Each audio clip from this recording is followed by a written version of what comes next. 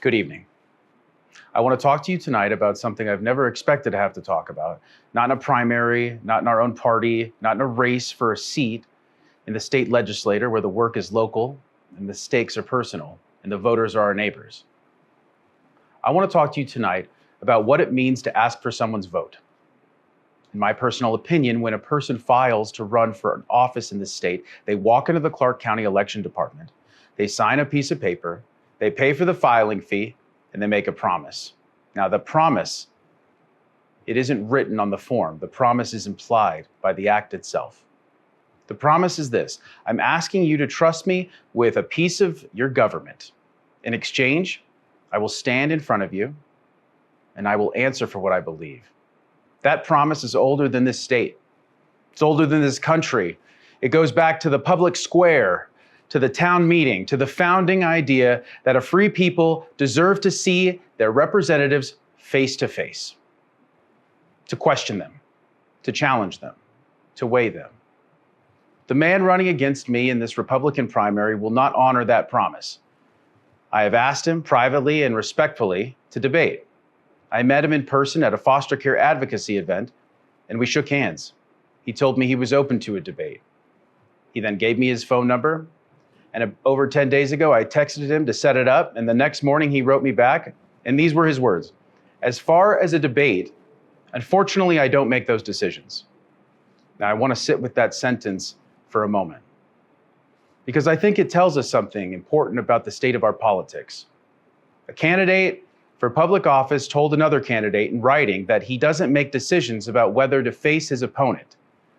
I don't know who he believes does make those decisions. I don't know whether it's a consultant or a donor or a friend or some inner voice of caution. I'm not going to speculate. What I will say is this: when you accept the responsibility of running for office, you accept the responsibility of being the person who makes the decisions. That's the whole job, from the smallest one to the largest one. There is no version of this work where someone else makes your decisions for you. There is no committee that votes on the floor of the assembly in your place. There is no spokesman who casts your vote on a bill that affects a child in this district. You do that, you alone.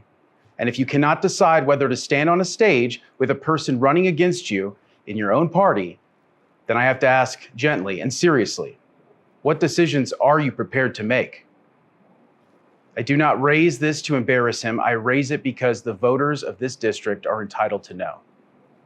There is a second thing I want to address tonight, and it's harder.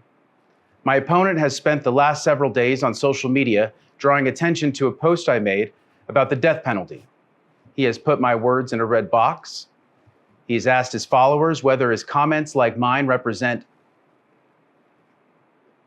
leadership, or whether they represent fear and division and extreme rhetoric. I want to answer that question directly. Several weeks ago, the Clark County District Attorney announced that he would seek death warrants against 3 men convicted of murder. The Las Vegas Review-Journal reported accurately that the state of Nevada has not carried out an execution since 2006. We built a chamber at Eli State Prison for $860,000, and we've never used it. There are 64 people on death row, and some of them killed children. Their appeals have run their course. Their juries handed down their sentences years ago, and the state has not delivered on what those juries decided. So I posted on my page that if you want to hurt women and children of this state, you will pay the price. I said it's time to open the chamber we paid for and we've never opened and used. So if my opponent disagrees with me, I respect that. The death penalty is one of the most serious questions a legislator is ever asked to consider. Reasonable people land in different places, and I am open to the conversation, and I welcome that conversation. I would relish that conversation on a stage in front of the voters of this district, but I will not accept the suggestion that protecting children from predators is extreme. I run a foundation, Stop the Traffic Foundation, that works on child trafficking, and I have sat with survivors. I have worked with law enforcement, with the governor's office. I know in detail, I will not share publicly, but I will share what is done to these children. And I know what is done to the men and the women who do this to them, which is all in too many cases is nothing at all. So, if that is rhetoric, then I do not know what conviction looks like. I want to close by saying something to my opponent directly, David. We have not been adversaries until now. You and I met at a table where good people gather to do hard work on behalf of children who have nobody. And I respected you in that room. I still do in some ways. But you have made a choice over the last few days, and I think it's the wrong one. You have chosen to attack me online while declining in writing to defend those attacks in person. You have chosen to let other people make decisions about your campaign that only you have the standing to make. And in doing that, you have asked the voters in this district to trust you with something that you have not demonstrated you are willing to do for yourself, which is to stand up in public and answer for what you believe. I do not say this in anger. I say it because the work ahead of us is too important for either one of us to pretend otherwise. It's just immature. So I'm extending the invitation again here in the public, on the record, where there is no consultant and no inner voice to defer to, no cuts from this edit. Debate me. Pick the date, pick the venue, pick the moderator. I'll be there. The voters of Assembly District 8 deserve to see both of us on that same stage, under the same lights, answering the same questions.